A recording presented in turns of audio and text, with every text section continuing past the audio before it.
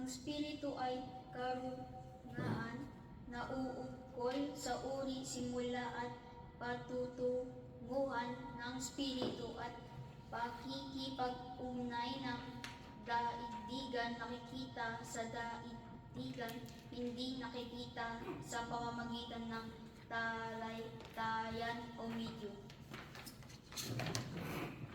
2. Patungo sa Diyos sa pamamagitan ng karunungan at pag-ibig. 3. Sa labas ng kawanggawa ay walang kaligtasan. 4. Mayroong lamang isang Diyos na walang hanggan, di nagbabago, makapangyarihan sa lahat,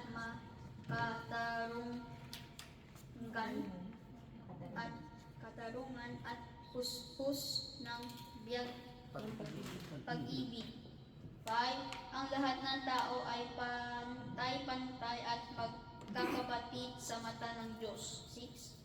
Ang batas ng Diyos ang masakop sa lahat ng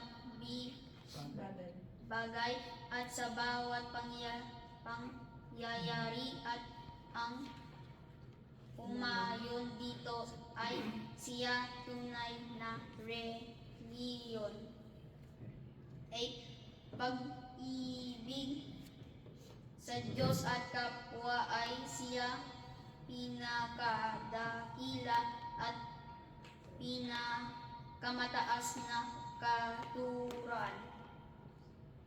9. Ang Espiritu ay pansamantalang nagkatawag lamang o tao na siyang kasangkapan sa kanyang pagkasulong.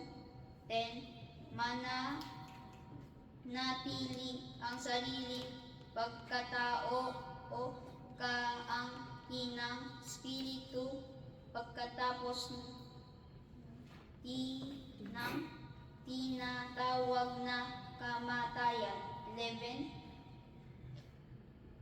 Ang pagsulong tungo sa kasagdalan o kabanalan ng Espiritu ay bukas lagi na sa lahat at bawat tao.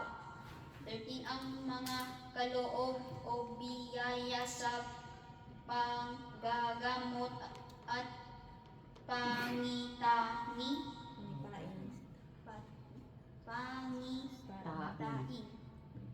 na nasusulat sa Biblia